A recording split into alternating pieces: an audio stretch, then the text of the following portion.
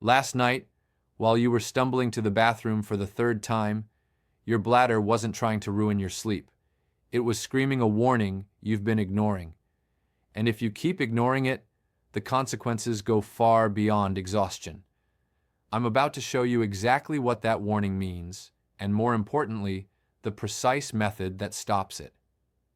But first, I need you to understand something that might shock you. Your nighttime bathroom trips are slowly stealing years from your life.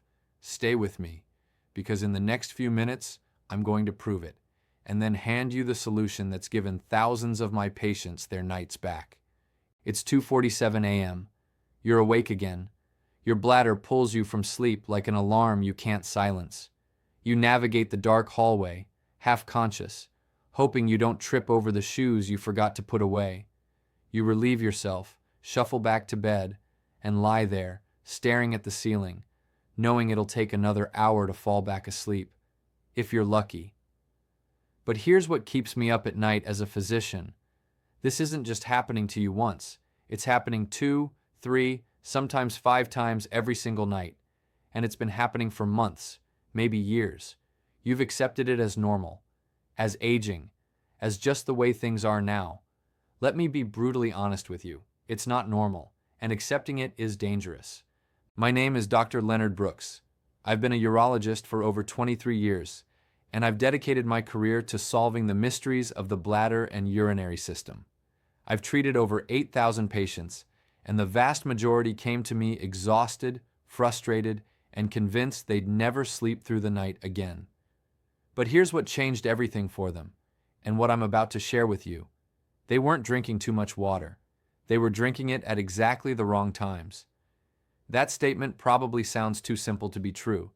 You might be thinking, Dr. Brooks, I've tried everything. I've cut back on water. I avoid coffee. I go to the bathroom twice before bed. Nothing works. I hear you, and I believe you. But I also know something you don't. There's a specific protocol about how and when to hydrate that reorganizes your body's entire urinary rhythm.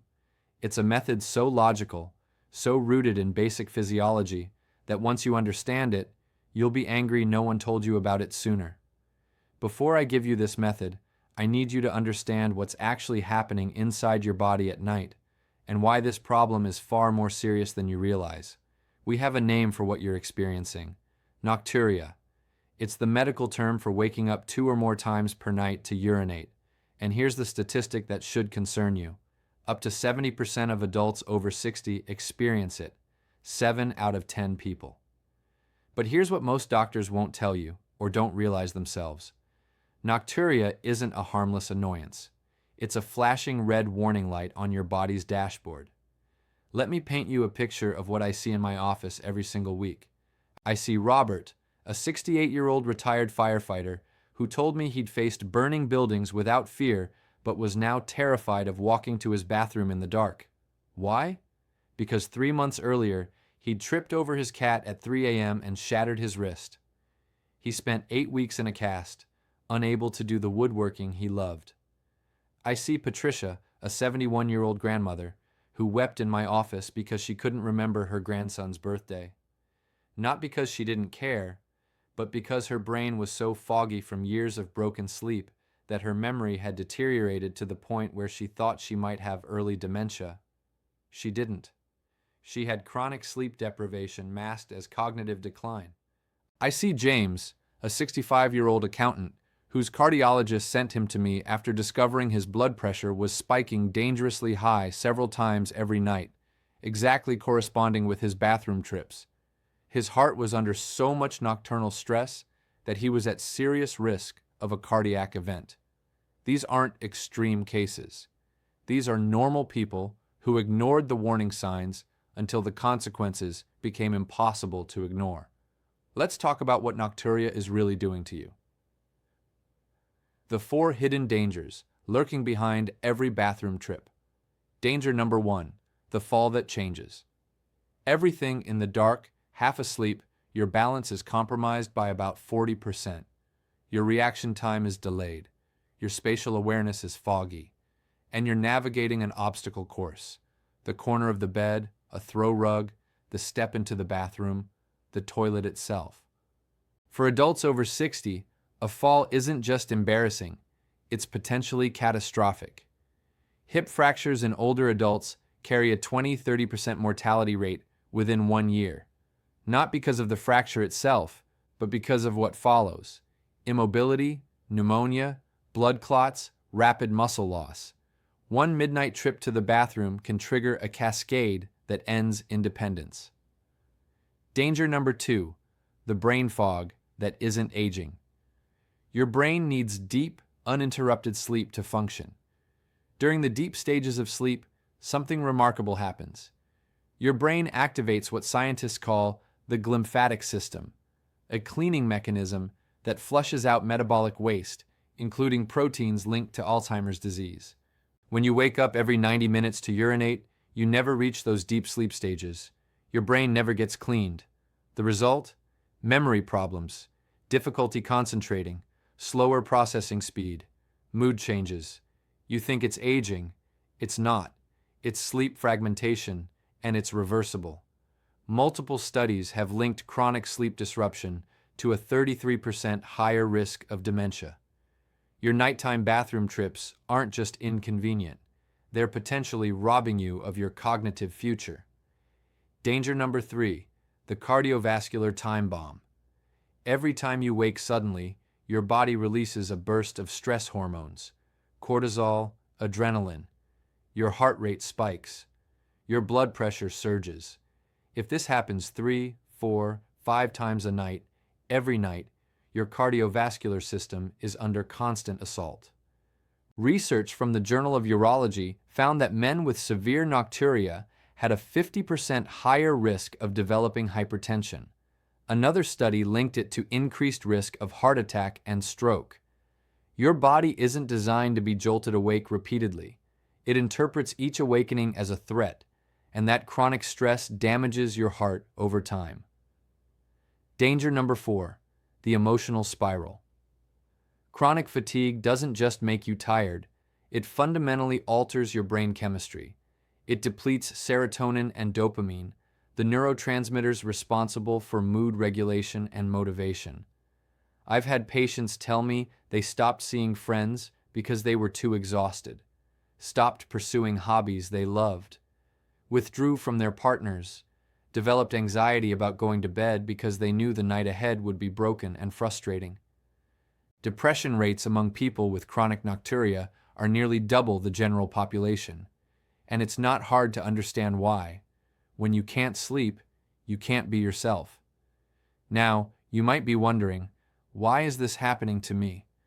The answer lies in 3 physiological changes that occur as we age. Change 1. The ADH decline.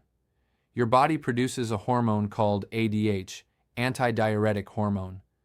Think of ADH as the night shift supervisor for your kidneys. It tells them to slow down urine production while you sleep. When you're young, ADH levels spike at night, allowing you to sleep 7 to 8 hours without needing the bathroom. As you age, your body produces less ADH at night. The night shift supervisor retires, and your kidneys keep running the urine factory at full speed even while you're trying to sleep. Change 2. Reduced bladder capacity. Your bladder is a muscle. Like all muscles, it can lose elasticity and capacity over time. What used to hold 16 ounces comfortably might now trigger the full signal at 10 ounces. You're not producing more urine, you're just working with a smaller tank. Change 3. Fluid redistribution. This is the one almost nobody knows about, and it's critical. During the day, as you stand and walk, gravity pulls fluid down into your legs and ankles. You might notice slight swelling by evening. That fluid doesn't disappear. It's just sitting there, waiting. When you lie down at night, gravity stops pulling it down. That fluid returns to your bloodstream, travels through your kidneys, and becomes urine. About 2 to 3 hours after you lie down, your bladder fills up, and you wake up. It's like your legs have been storing a midnight delivery for your bladder all day. Now that you understand the problem and the science behind it, we need to address the mistakes you're probably making that are actually making things worse. The 3 myths that keep you up at night. Myth number 1. I should drink less water during the day to avoid nighttime trips. This is the most common response to nocturia, and it's completely backwards. When you restrict fluids during the day, your urine becomes concentrated. Concentrated urine irritates your bladder lining, making it hypersensitive. It's like pouring acid on an open wound. Your bladder starts sending urgent signals even when it's only partially full. Worse, when you finally give in to thirst in the late afternoon or evening, your dehydrated body goes into emergency mode. It processes that liquid immediately, often sending it to your bladder right around bedtime. Paradoxically, drinking too little during the day often leads to more bathroom trips at night, not fewer. Myth number 2. I have a small bladder. There's nothing I can do about it. I hear this constantly, and it's almost never true. Yes, some bladder capacity reduction happens with age, but in the vast majority of nocturia cases, the problem isn't the size of the tank, your bladder, it's the pace of the factory, your kidneys, at night. Your kidneys, operating without adequate ADH and processing fluid returning from your legs, are producing urine at a rate your bladder can't handle, regardless of its size. Blaming your bladder is like blaming your gas tank for running out when someone's siphoning fuel while you drive. Myth number 3. A glass of wine before bed helps me relax and sleep better. This might be the most dangerous myth of all. Yes, alcohol makes you drowsy initially, but it's also one of the most potent diuretics known to medicine. It suppresses ADH production dramatically. Remember, ADH is your only defense against nighttime urine production. When you drink alcohol before bed, you're taking away the one break your body has. You're creating a perfect storm. You're consuming liquid and simultaneously shutting off the mechanism that would normally prevent that liquid from becoming urine at 2 a.m. Plus, alcohol disrupts sleep architecture. You might fall asleep faster, but you'll wake up more frequently in the second half of the night, exactly when your bladder is also at capacity. If you do nothing else, eliminating alcohol within 4 hours of bedtime will create noticeable improvement for most people. Now, let's get to what you actually came here for, the solution. The ASIM Method, your blueprint for uninterrupted sleep. Over 2 decades of clinical practice, I've refined a protocol that's given thousands of patients their nights back. It's not complicated. It's not expensive. It doesn't require medication. It requires only that you change when you hydrate, not how much. I call it the ASIM Method. ASIM is an acronym. Adjust your hydration, soften the transition, stop in time, integrate electrolytes, manage your dinner. Let me walk you through each step. Step 1. A. Adjust your hydration. Front-load your day. The golden rule: consume 75% of your daily fluids before 4 p.m. Here's how this works practically. Upon waking, start with 16 ounces of water.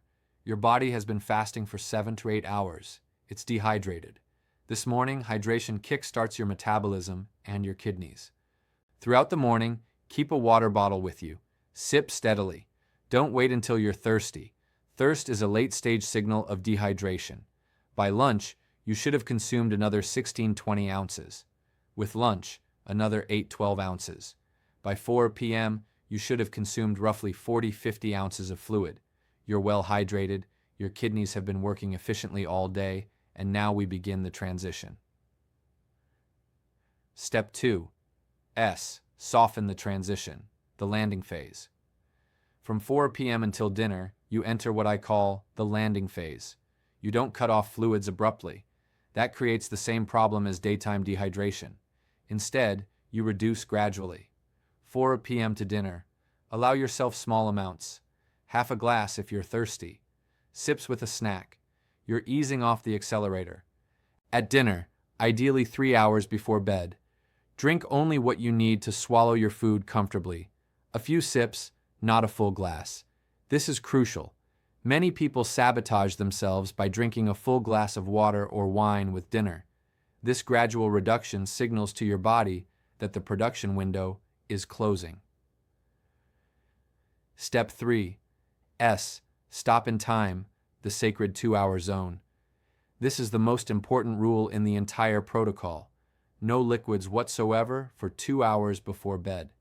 If you go to bed at 10 p.m., your last drink is at 8 p.m. Period. No exceptions.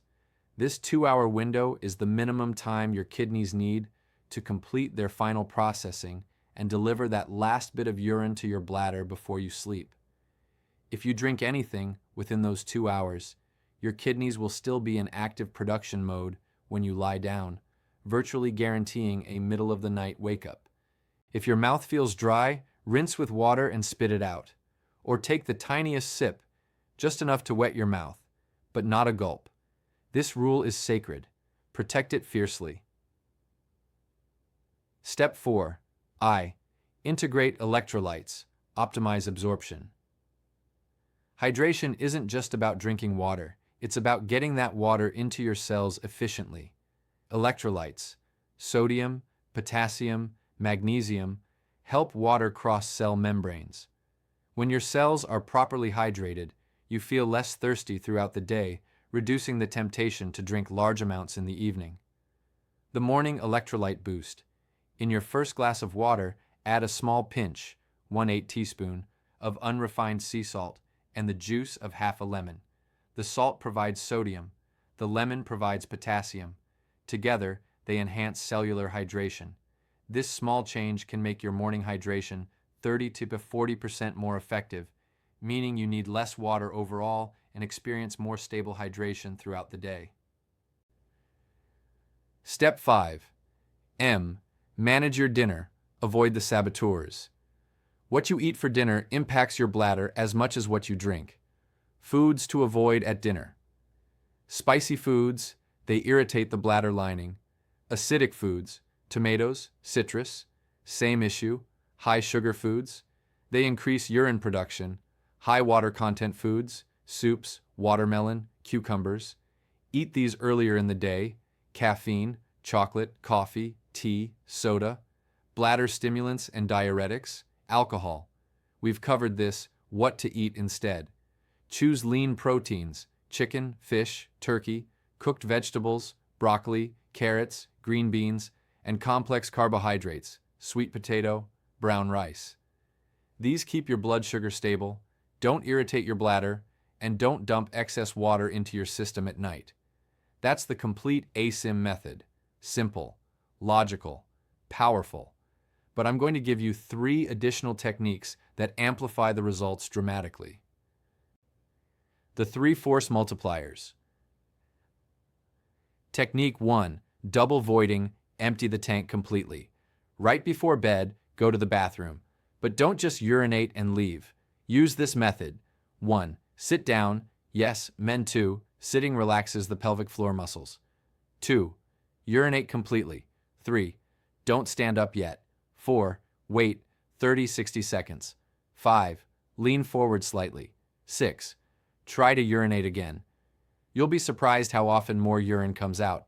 That extra bit can be the difference between sleeping through the night and waking up at 2 a.m. Make this your nightly ritual. Technique 2. The gravity elevator, beat fluid redistribution. Remember the fluid pooling in your legs during the day? We're going to force it back into circulation before bedtime so your kidneys process it while you're still awake. 1 to 2 hours before bed. Elevate your legs above heart level. Lie on the couch with your legs propped on pillows or sit in a recliner with your feet up. Gravity pulls that pooled fluid back into your bloodstream. Your kidneys filter it. You eliminate it with your double voiding routine. Problem solved before you even lie down. Bonus: wear compression socks during the day to minimize fluid buildup in the first place. Technique 3. Salt control. Stop retaining water. We used a pinch of salt in the morning, but too much salt throughout your day is devastating for nocturia. Excess sodium forces your body to retain water to dilute it. You feel thirstier, you drink more. Your kidneys work overtime to eliminate the sodium, producing more urine in the process. Limit processed foods, deli meats, canned soups, and restaurant meals. Cook at home where you control the salt. This change helps your bladder and your blood pressure. Your action plan. Starting tonight. Here's your step-by-step protocol. Morning. Large glass of water with pinch of salt and lemon. Continue hydrating steadily until 4 p.m., 75% of daily intake. 4 p.m. to dinner. Reduce intake. Small sips only. Dinner, 3 hours before bed. Minimal liquid. Choose bladder-friendly foods. 2 hours before bed. Complete fluid cutoff. Elevate legs for 30-60 minutes. Right before bed. Double voiding routine. That's it. Follow this protocol for 7 nights and monitor your results. Dr. The transformation. Waiting for you. I think back to my patient, Robert, the retired firefighter I mentioned earlier. After implementing this protocol, he called me 3 weeks later. His voice was different, lighter, energized. "Dr. Brooks," he said, "I slept 9 hours straight last night. 9 hours. I woke up and actually felt rested. I didn't realize how much of my life I'd lost to exhaustion until I got it back. I'm back in my workshop. I'm laughing again. I feel like myself." That's what's possible when you take control of your hydration rhythm. You're not just sleeping better. You're reclaiming your life. Your energy returns. Your mind clears. Your mood lifts. You stop living in fear of falling in the dark. You stop feeling like a prisoner to your bladder. The power to change your nights is in your hands right now. You have the knowledge. You have the method. All that's left is the decision to implement it. If this information has helped you, I ask 3 things. 1. Hit the like button so this reaches others suffering in silence. 2. Subscribe for more evidence-based health strategies. 3. Go to the comments right now and share your experience. How many times do you wake up each night? Write it down. You're not alone. And by sharing, you help others realize they're not alone either. Thank you for trusting me with your time. Now go prepare for the best night's sleep you've had in years. You deserve it.